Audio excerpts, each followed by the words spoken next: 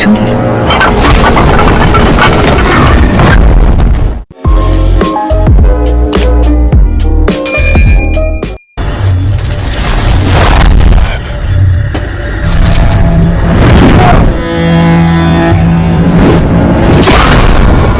Orang itu lalu menghentikan pertarungan dan ternyata dia adalah Master Roh yang memiliki 7 cincin dan pertarungan itu adalah ujian awal untuk masuk ke Akademi Silangke.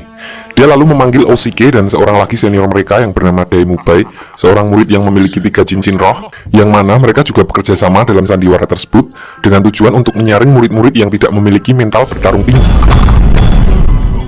So, akhirnya mereka yang tidak kabur dari pertarungan tersebut dinyatakan lolos menjadi murid di Akademi Silangke.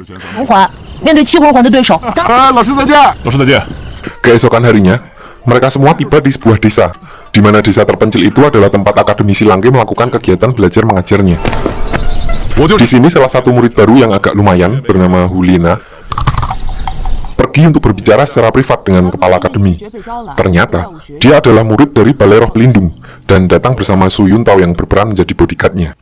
Hulina berkata kalau dia datang atas kemauan pribadi, dan tidak ada hubungannya dengan Balai Roh Pelindung, karena dia tahu kalau Akademi Silangke tidak mau bekerja sama dengan Balai Roh Pelindung. Singkat cerita, setelah diiming-imingi uang untuk membantu perekonomian akademi, kepala akademi akhirnya mengizinkannya berada di sana, dengan syarat Su Yuntao tidak boleh lagi menginjakan kakinya di sana. Tangsan yang tidak sengaja melihat Su Yuntao keluar dari ruangan Pak Kepala Akademi, lalu memutuskan untuk pergi ke kota dan mencari tahu tentang Su Yuntao. Begitu sampai di kota, dia malah bertemu dengan Master Xiao, yang juga melihat Hulina dan Su Yuntao datang ke tempat pendaftaran. Dia mengira kalau orang-orang itu datang untuk mencari Tangsan, karena diceritakan di sini, walaupun wali kota sudah mati, namun daftar pencarian atas nama mereka masih belum dihapus, jadi masih buron. Karena Master Xiao mencurigai kedua orang yang berasal dari Balai Roh Pelindung, dia lalu memutuskan untuk ikut ke akademi dan menemui kepala akademi.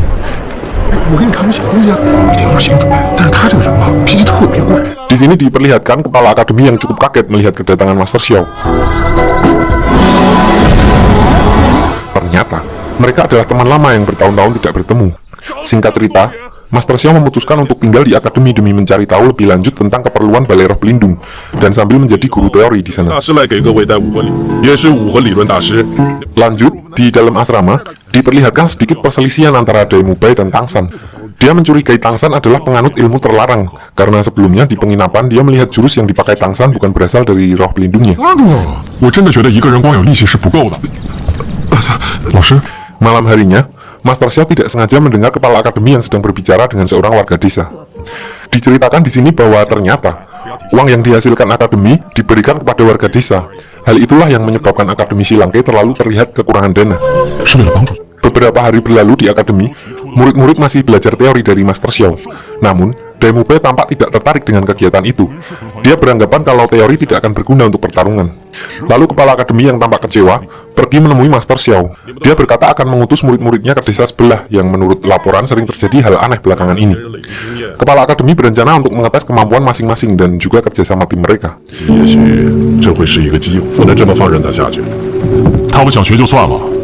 Keesokan harinya, mereka semua pergi ke desa itu.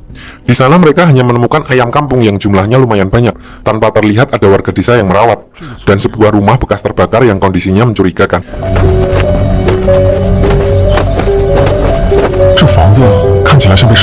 So, mereka pergi menemui kepala desa di sana dan meminta penjelasan tentang kejadian di desa tersebut. Awalnya Pak Kepala Desa hanya berkata kalau itu hanyalah kebakaran biasa. Namun, berkat ketelitian Tangsan, dia akhirnya mengakui kalau itu bukanlah kejadian biasa. Pak Kepala Desa bercerita pada saat kebakaran terjadi, terlihat sosok makhluk yang menyerupai asap dengan mata merah. Di sini tidak ada yang mengetahui tentang makhluk tersebut. Satu-satunya korban yang selamat dari kejadian itu adalah seorang anak yang menurutnya setelah kejadian itu mulai bertingkah aneh. Para murid lalu berpencar untuk mencari anak tersebut, yang diketahui bernama Ma Hongjun. Dan Hulina yang lebih dulu menemukan Ma Hongjun, sekaligus makhluk yang mereka cari di dalam sebuah rumah. Namun, setelah Tangsan sampai ke tempat itu, Ma Hongjun dan makhluk itu sudah kabur. Di sini Hulina berkata kepada Tangsan, dia mengaku melihat anak itu, namun dia membiarkannya pergi. Hulina merasa kalau itu bukan urusannya karena dia hanya murid tambahan di Silangke, kayak murid pertukaran pelajar, jadi nggak benar-benar sekolah di situ. Dia mengaku hanya tertarik pada makhluk yang dilihatnya tadi. Lalu malam harinya, Tangsan pergi menemui kepala desa untuk menanyakan tentang Ma Hongjun. Namun, Pak Kepala Desa selalu mengatakan bahwa dia tidak mengetahui di mana anak itu bersembunyi selama ini. Di sini Tang San menjadi agak curiga dengan Pak Kepala Desa itu. Dia lalu berbicara kepada Dai Mubei tentang penemuan Hulina dan ayam di desa itu yang sangat mencurigakan gerak-geriknya. Masa ayam ada banyak tapi nggak ada beleknya? Dugaan Tang San ternyata benar. Di sini Pak Kepala Desa menyembunyikan Ma Hongjun dan memberikan semacam ramuan aneh kepadanya. Sementara itu, Hulina yang masih warawiri di desa tidak sengaja melihat kepala desa diikuti oleh makhluk asap itu. Dia lalu mengikuti makhluk asap yang kabur ke dalam rumah sampai dia menghilang di depan sebuah pintu. Di sisi lain, diperlihatkan Yu Qing, si mbak-mbak kucing yang sedang berbicara dengan Dai Mubei. Di sini dia memperkenalkan dirinya dan memberitahu kenapa dia ingin mengalahkan Dai Mubei. Ternyata, Yu Qing adalah calon istri dari Dai Mubei, korban dari perjodohan kedua orang tuanya, dan dia berniat mengalahkan Dai Mubei untuk membatalkan perjodohan mereka. Padahal diceritakan kalau Dai Mubei juga tidak mau dijodohkan, dan dia juga udah lupa dengan Yu Qing. Di saat yang bersamaan, Hulina datang dan melihat Tang San dan Xiao Wu sedang menguping. Xiao Wu lalu memberitahukan apa yang baru saja didengarnya. Hulina yang dari awal masuk akademi tertarik dengan Dai Mubei, jadi semakin penasaran. Lalu Hulina pergi menemui Dai Mubei. Dia memberitahukan tentang makhluk yang dilihatnya dan bersedia mengantarkan Dai Mubei ke sana. Dengan syarat, Dai Mubei harus menceritakan tentang perjodohan itu kepadanya. Mereka berdua lalu pergi ke rumah yang ditemukan Hulina sebelumnya. Tang San dan Xiao Wu yang dari tadi nguping juga mengikuti mereka dari belakang. Ternyata, di balik pintu di dalam rumah tersebut, ada sebuah dimensi lain yang diciptakan oleh makhluk asap yang sedang mereka cari. Tang San dan Xiao Wu lalu masuk ke dalam untuk menyusul Dai Mubei. Dai Mubei dan Hulina yang lebih dulu masuk, ternyata sedang bertarung dengan makhluk tersebut. Diperlihatkan Dai Mubei sudah tidak sadarkan diri setelah terkena serangan.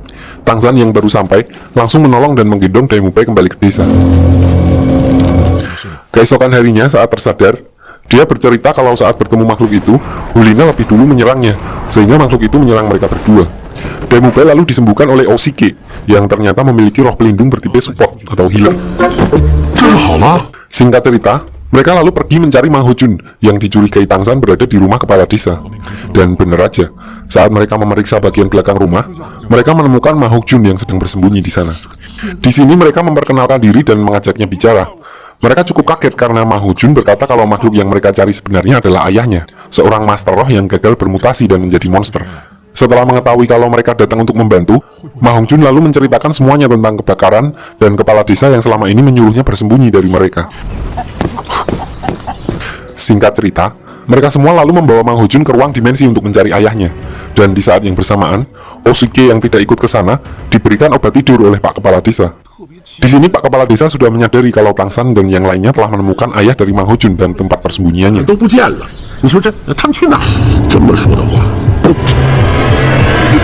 Kembali ke rombongan Tang San, mereka akhirnya bertemu dengan makhluk tersebut. Dai Mubei dan Yu Qing terus menyerangnya. Namun Tang San menyadari sesuatu. Lalu dia menghentikan serangannya dan membantu makhluk itu menghindari serangan Dai Mubei.